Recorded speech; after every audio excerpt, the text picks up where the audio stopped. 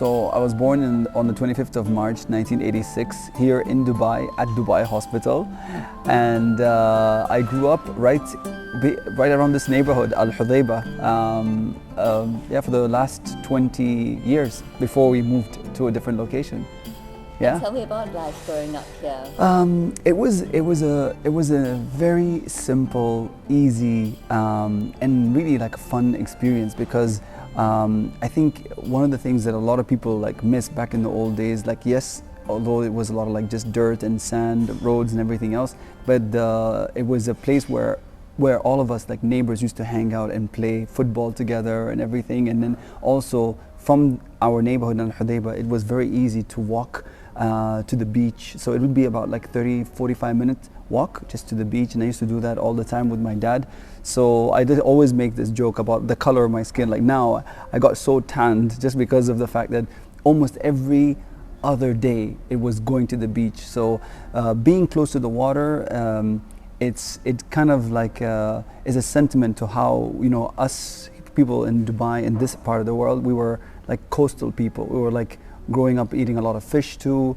So that was kind of the sort of like lifestyle I lived for a long time.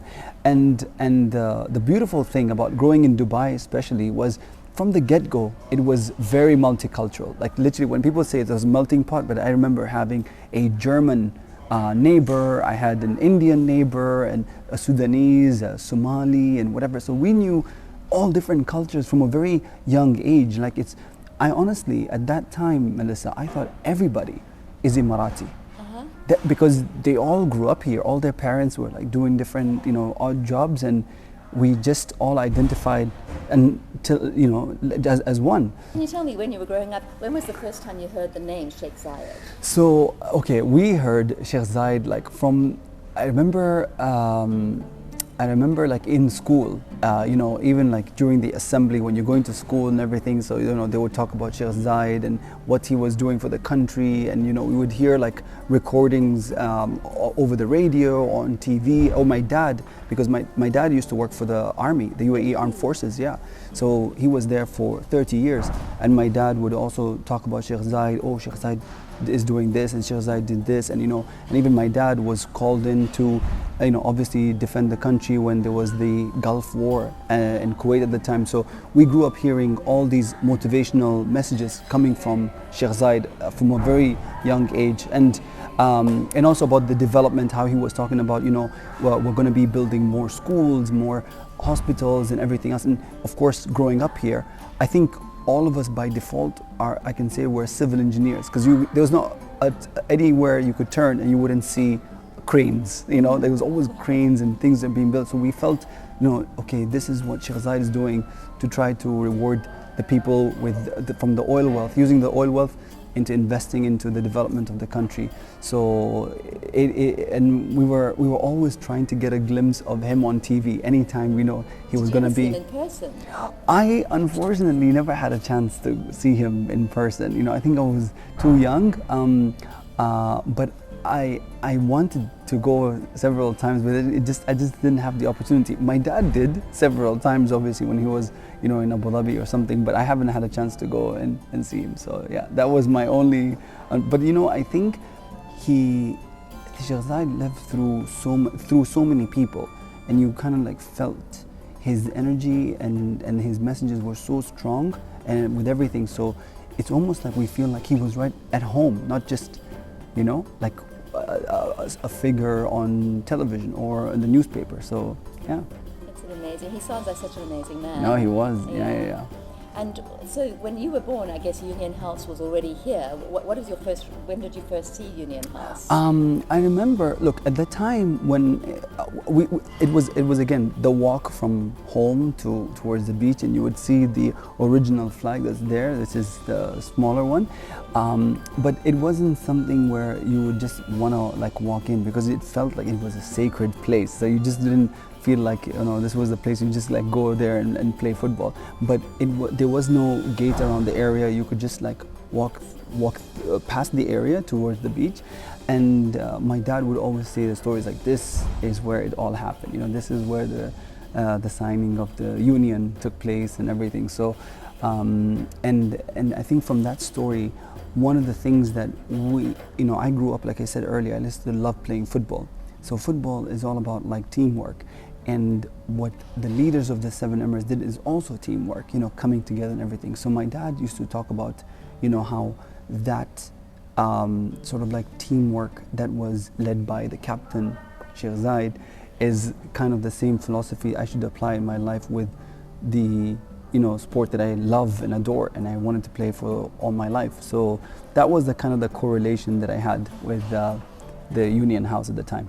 Amazing. And could you summarize just what happened, what just the whole process of unification? I think what Sheikh Zayed was able to do, very, very few people in the world could have achieved. To bring, like you said, these were 7 independent emirates to come together to agree that, look, this is the way forward. This is what the constitution is going to be about. This is how we're going to take care of everybody in the country. That is truly something that was magical. What we noticed growing up is just the fact that every emirate brings its own unique, let's say, flavor and I think benefit to the unification of the country. It's just beautiful. You go to Abu Dhabi, there's something about you. When you go to Abu Dhabi, you feel this is the capital. This is the center of like power and everything else. You come to Dubai and you see this commercial vibe. You go to Sharjah, you see the cultural element of Sharjah.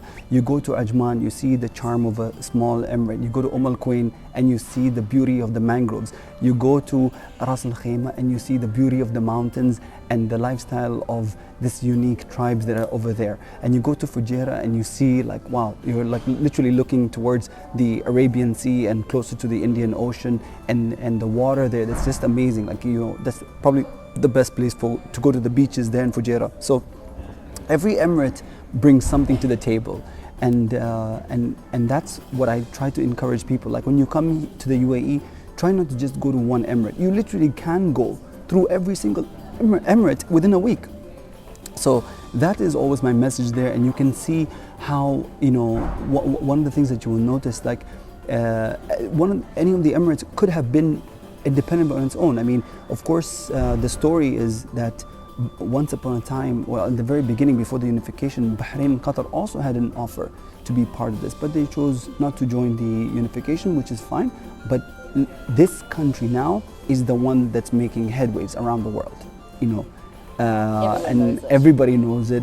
In 50 years, literally from desert to world metropolitan, and it's like not only not just being a place for entertainment and everything else, but it literally is playing a big part in global politics as well, regional and global politics. So this is what growing up was.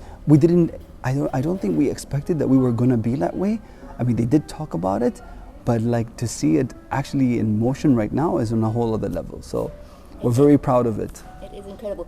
And what do you think is sort of, for you personally, the most inspiring thing about the whole UAE story of the past 100 years since Sheikh Zayed's birth? And I mean, such a fishing village basically to 100%. So for me, I think the most inspiring thing is how we were able to attract so many people to come with, I think, I think the vision or the story attracted them. Let's be frank, there are many countries in the world that have way more oil than we do.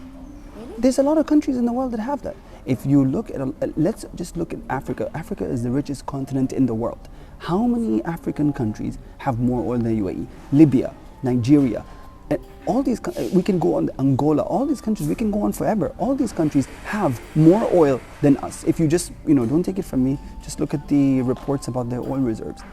It's not about how much, it's how you use it. It's about leadership. So it's not necessarily only the oil that attracted everybody to come here. It's about the leadership that attracted people to come here. That kind of confidence that we were able to translate and to show to the rest of the world is what we are proud of, and what I myself, I think, am extremely happy and proud that the UAE was able to achieve. So it's, for a country that only has, where the Emiratis are minority, and the rest of the country has people from all over the world. For them to call it their home is something to, you know, always be grateful for.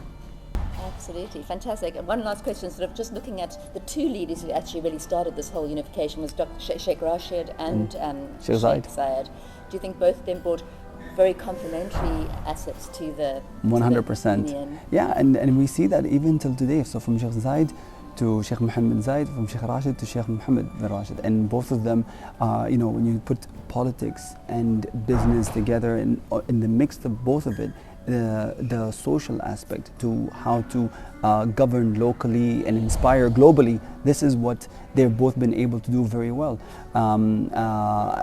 You know, it's like you have the yin and yang, and you've got, like, you know, so that kind of like a really good partnership. So for us, we're blessed that you know, it's led by, you know, we have two leaders who are doing exceptionally great, and with Sheikh Mohammed Rashid especially, you know, he is the Prime Minister as well, apart from being Vice President. So he looks after all the ministerial bodies, so making sure that all these government services are being efficient and customer satisfaction is top notch.